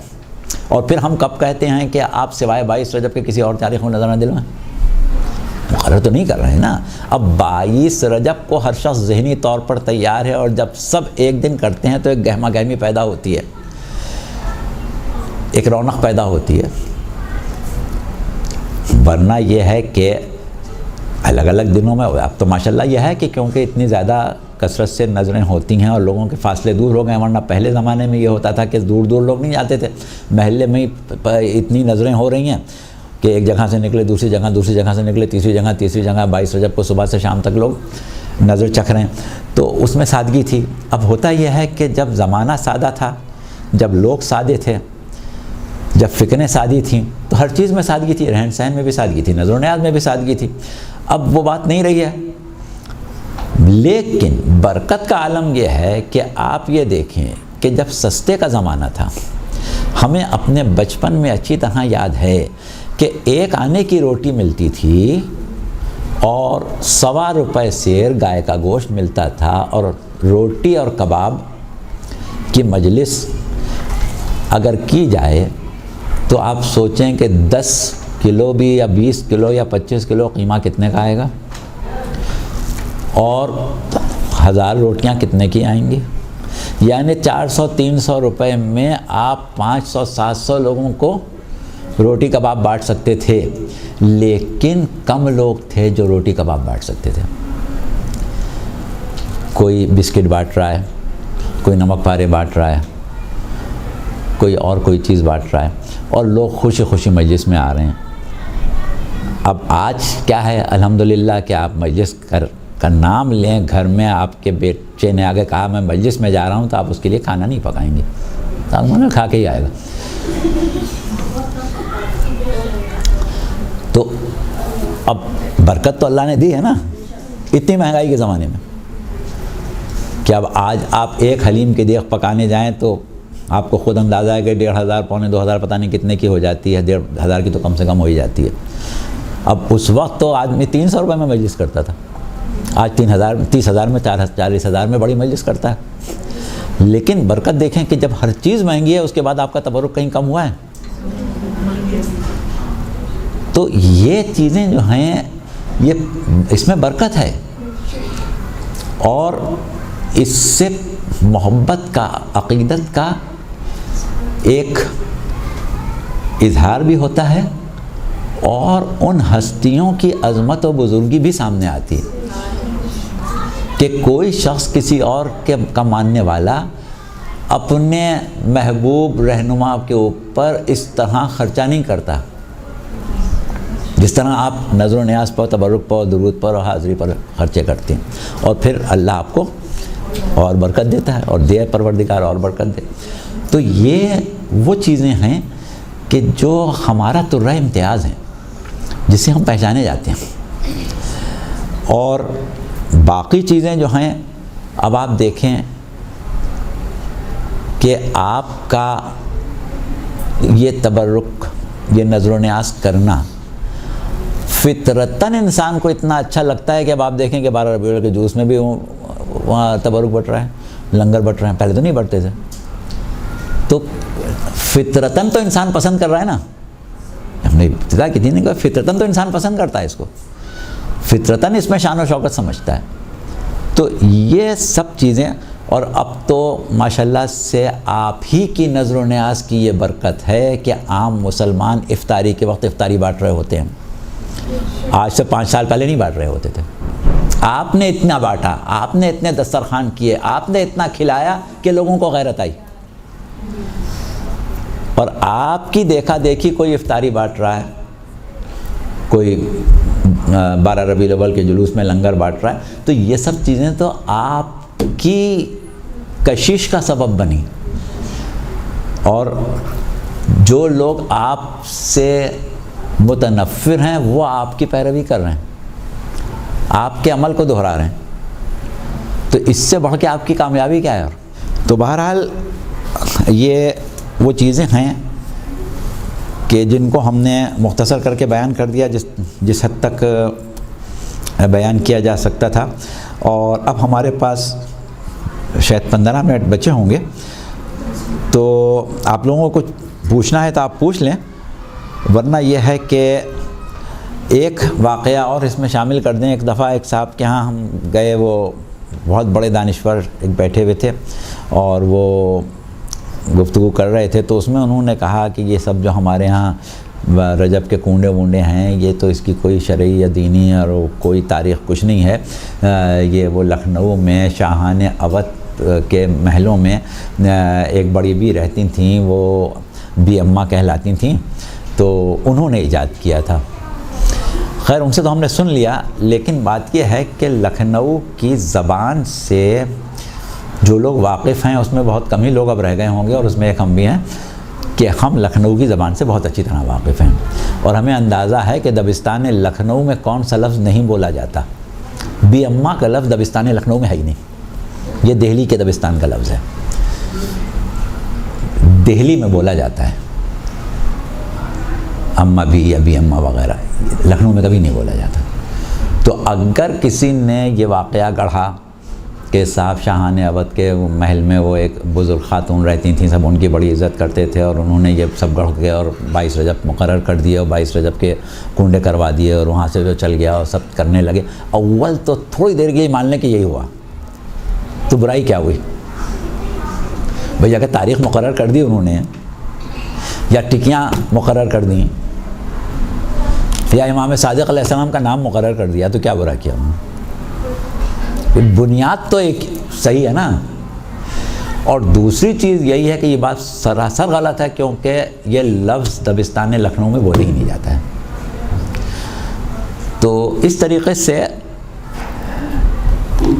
حالانکہ کافی سالوں سے ہم یہ دیکھ رہے ہیں کہ ہم سے بھی اکثر لوگوں نے کہ اپنے گھر میں ہم نے مدعو کیا نظر میں، تو آ کے یہ کہا کہ بھئی وہ کیا اس کا کوئی شرعی جواز ہے، کوئی روایت ہے، کوئی تاریخ ہے؟ اب یہ ساری باتیں جو 2 گھنٹے میں آپ سے کی ہیں وہ ظاہر ہے کسی سے نہیں کی جا سکتی ہیں، اور پھر یہ ہوتا ہے کہ سوال کرنے والے کو دیکھا جاتا ہے کہ اس سے کتنی بات کرنا ہے، تو ہم نے کبھی اتنی تفصیل نہیں بیان کی۔ البتہ سال گزشتہ کئی چیزیں سامنے آئی تھیں، تو جس کی وجہ سے ہم نے سوچا تھا کہ کسی وقت اس کے اوپر روشنی ڈالیں گے۔ اب اتفاق ایسا ہوا کہ پرسوں ہمیں یہاں سے فون آیا ذیشان میاں کا، تو ہم نے کہا کہ کیا پڑھوانا چاہتے ہو؟ تو انہوں نے کہا کہ اس کے اوپر بات کر لیں، اس جمعے کو بھی اگلے جمعے۔ ہم نے کہا بھائی دونوں جمعے نہیں کرو، ہم ایک ہی میں کر ڈالیں گے، اگلے جمعے میں پھر کچھ اور دیکھ لینا، کسی اور موضوع کے اوپر بات کر لیں گے۔ تو اب آپ لوگ مطمئن ہیں، سب چیزیں سمجھ میں آ رہی ہیں؟ کوئی ایسی چیز تو نہیں ہے کہ جو آپ کو یہ لگے کہ نہیں یہ بات تو صحیح نہیں بنی؟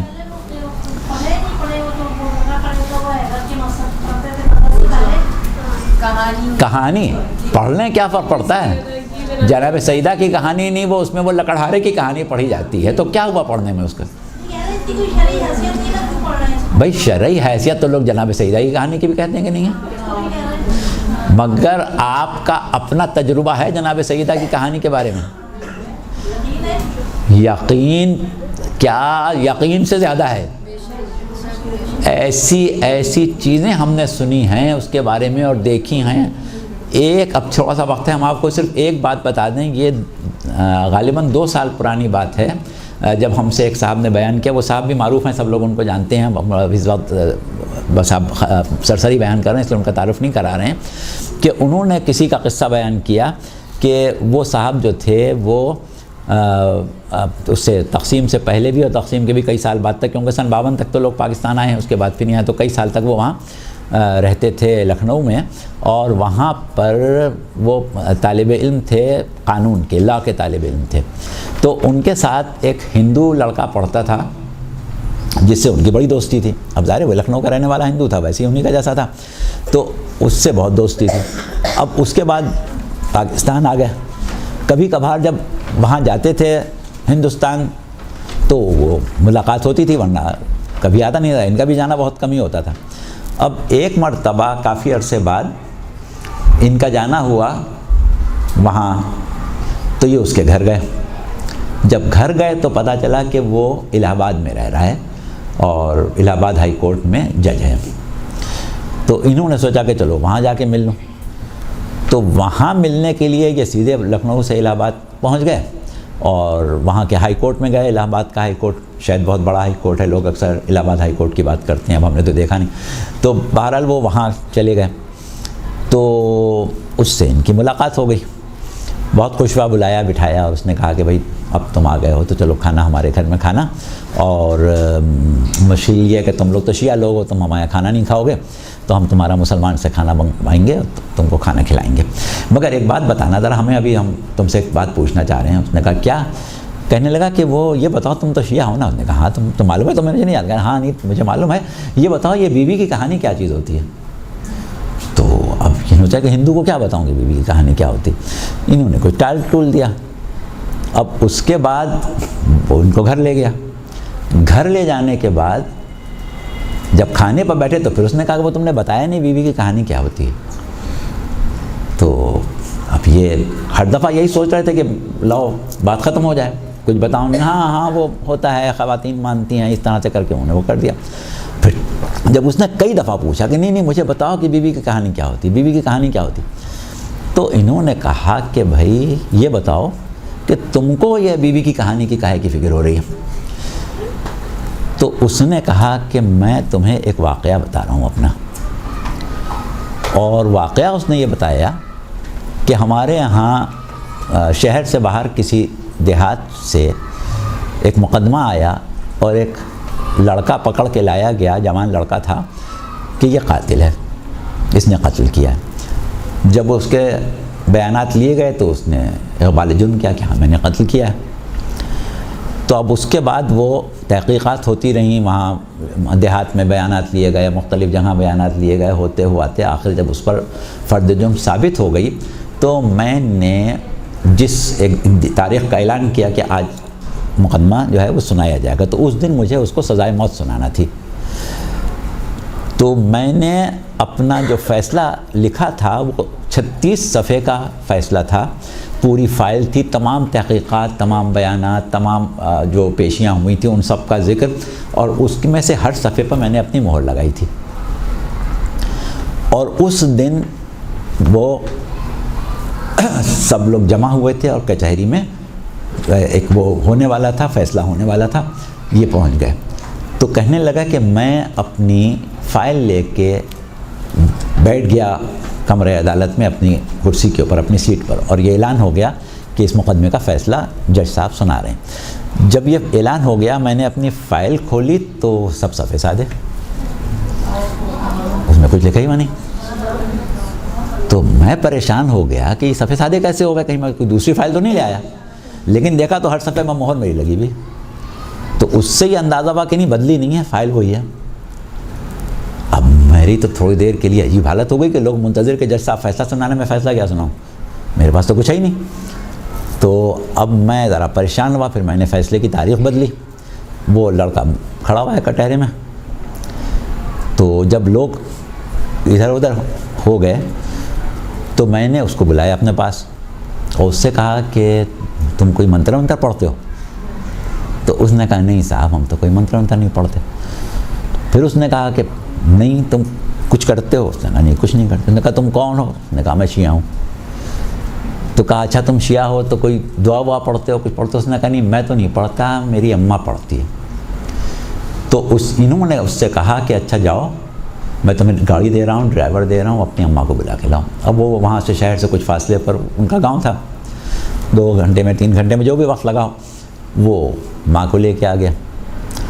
تو میں نے دیکھا کہ بھئی ایک سیدھی سادھی دیہاتی عورت تھی.